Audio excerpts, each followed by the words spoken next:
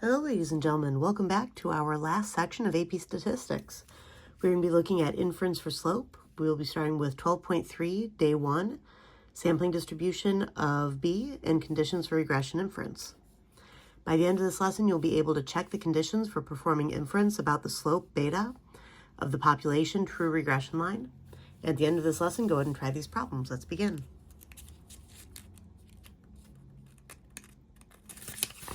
All right, as stated, we are starting with 12.3, day 1, sampling distribution of a sample slope, and you can find much of this information in the following AP daily videos. You can also read much of this information in our textbook on pages 812 to 816. All right, so Old Faithful Geyser is one of the most popular attractions in Yellowstone National Park. In one particular month, Old Faithful erupted 263 times. Here is a scatter plot showing the relationship between x equals duration in minutes of an eruption and y equals wait time until the next eruption, also in minutes, for these 263 eruptions. Right, so that's what the scatter plot is showing. Now, because this is an entire population, the equation of the least squares regression line is a population regression line or true regression line. Right, and it's in the form of mu sub y is equal to alpha plus beta times x, where mu sub y is the mean y value for a given value of x. So as x changes, the mean of the y will also change. Alpha is the population y-intercept, and beta is the population slope. Notice that we are using Greek letters to represent the different parameters for this population regression line. Now, for this particular population, the true regression line is mu sub y equals 33.35 plus 13.29x. Right, now, in most cases, we don't have the data from the entire population, so we use the sample regression line or estimated regression line to estimate the population regression line. A regression line calculated from a sample takes the form of y hat equals a plus b times x, where y hat is the estimated mean y value for a given value of x, a is the sample y-intercept, and b is the sample slope. Now, what if we want to use the sample regression line to make an inference about the population regression line? Well, in that case, we would use y hat as an estimate for mu sub y. So the mean y value of all individuals in the population with a given value of x. That's what our mu sub y is. Now, as a reminder, notation matters, right? Lowercase a from the sample regression line is used to estimate the population y-intercept alpha. Lowercase b from the sample regression line is used to estimate the population slope beta. S from the sample regression line is used to estimate the population standard deviation sigma. All right, now, how does the slope of the sample regression line B relate to the slope of the population regression line beta? Well, when conditions are met, we're going to describe the shape, center, and variability of the sampling distribution of the sample slope. Now, from figure 12.10, you can see that we have the dot plot of sample slopes B of the least square regression line in 1,000 simulated simple random samples of 15 eruptions. Now, the population slope is 13.29, and that's actually marked right here in the middle with a slightly darker line. The frequency of all of the other sample slopes around it, as you can see, this is kind of forming a bell curve. And if we superimpose a normal curve over this bell curve, you can actually see that seems to be approximately normal, also as shown by the normal probability plot being linear. So that means that the shape is approximately normal. Also, the center of the distribution, as you can see right here, it's centered at the population slope, so the mean of the sample slopes is going to equal the population slope.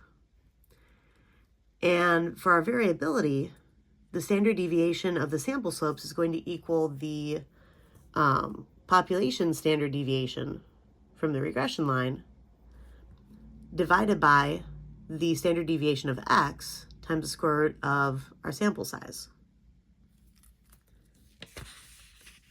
Let's go to our next page. Now our next question is, what factors affect the standard deviation of the sampling distribution of the sample slope? And what if we don't know the true standard deviations? Well, first thing that will affect it is that sigma, the true standard deviation of the residuals for the population regression line, this is going to affect it. And this is because the true standard deviation of the residuals is in the numerator of the formula. So when sigma is larger, so is the standard deviation of the sample slopes. When the points vary more from the population or true regression line, we should expect more variability in the slopes B of the sample regression lines from repeated random sampling or random assignment. There seems to be a rogue E in here, so just kind of cross that out. Now, the second thing that will affect the standard deviation of the sampling distribution of sample slopes is the standard deviation of our x values, the standard deviation of the explanatory variable. Now, because the standard deviation of our explanatory variable is in the denominator of the formula, when sigma sub x is larger, sigma sub b is smaller. All right, so more variability in the values of the explanatory variable leads to a more precise estimate of the slope of the true regression line. The final thing that's going to be affecting this is our sample size, n. So as with every other formula for the standard deviation of a statistic, the variability of the statistic gets smaller as the sample size increases. A larger sample size will lead to a more precise estimate for the true slope. And what if we don't know the true standard deviations? Well, if we use data to estimate, it is called the standard error, and you will see this formula in tomorrow's notes. Right, now, the following information here can be read from 817 to 820. And our question is, what is the regression model when conditions for inference are met? Well, for our center, the mean of each distribution of y is on the line. So you can see this is almost like a pop-up book. Right, we have all these normal curves centered over the y coordinates from the points on the regression line. Right, so the mean for each distribution y is actually on the line. That's where the center of each of these distributions are going to be. The spread, so the standard deviation for each distribution of y is constant for each x value. Right, that's its variability. And the shape, the y values are normally distributed for each x value.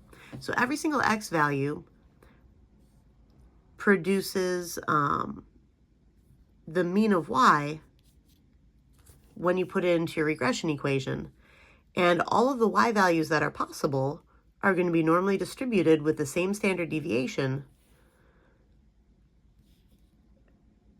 for each value of x, which is why it looks like we have these pop-up normal curves. And now, our example down here is that the population regression line for Old Faithful is in a given year is mu sub y is equal to 34 plus 13 times x, with a standard deviation for the sampling distribution of the sample slope of 6. Now, assuming that the regression model is valid for eruptions of 4 minutes, how often will we need to wait more than 90 minutes until the next eruption? Now, in order to calculate this using a normal curve, we need to know what the center is and what the standard deviation is. Right, so mu sub y is equal to 34 plus 13 times 4. So I put 4 in place of x because x is the duration of the eruption. And when you calculate that, you get 86. Right? So I'm looking at a center of 86, and the standard deviation is the same for every single one of these curves. Right? So it doesn't matter which x value I'm dealing with, the standard deviation for each distribution of y values is constant for each one. So the standard deviation for my y values here is 6. All right, so I'm going to be dealing with a normal distribution, center at 86, standard deviation of 6, and I'm looking at how often we'll need to wait more than 90 minutes until the next eruption. That means I'm looking for the probability that y is greater than 90. All right, to calculate this, I need to use normal CDF. And because I'm going more than, 90 is my lower bound, I'm going off towards positive infinity. So my lower bound 90, upper bound positive infinity. My mean is 86, my standard deviation is 6. And if I put that into the calculator, just as a quick reminder of how to actually enter these into the calculator, hit second and then vars to get distribution, go down to normal CDF, and we would have 90, a very large number for positive infinity. My mean is 86, my standard deviation is 6, hit paste, enter, and that's how I got 0.2525. This 9 rounds the 4 up to a 5. All right, so for eruptions of 4 minutes, we predict that we will need to wait more than 90 minutes until the next eruption, 25.25% of the time. All right, now the final part of this, what are the conditions for regression inference and how do we check them? All right, so conditions for regression inference, suppose that you have n observations on a quantitative explanatory variable x and a quantitative response variable y. Our goal is to study or predict the behavior of y given the values of x. So our first condition is that it needs to be linear. Right? So the true relationship between x and y is linear. So for any particular value of x, the mean response, mu sub y, falls on the population or true regression line, mu sub y equals alpha plus beta times x.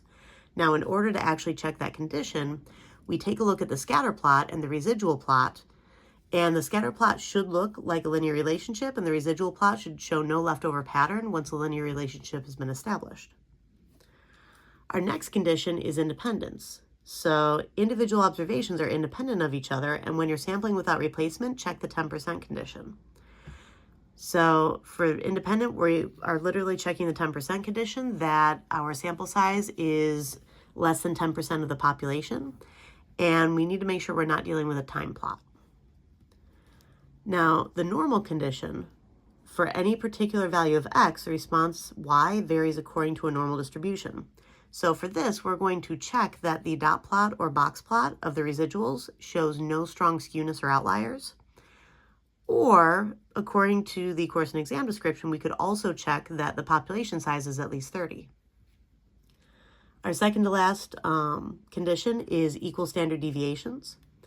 And that means that the standard deviation of y, which we call sigma, is the same for all values of x. So check that the residual plots show no clear less than or greater than pattern, basically that they're evenly scattered above and below the residual equals 0 line. And our final condition is the random condition. And this condition is satisfied if the data comes from a random sample from the population of interest or a randomized experiment. So you check to see if random sample was taken or if treatments were randomly assigned.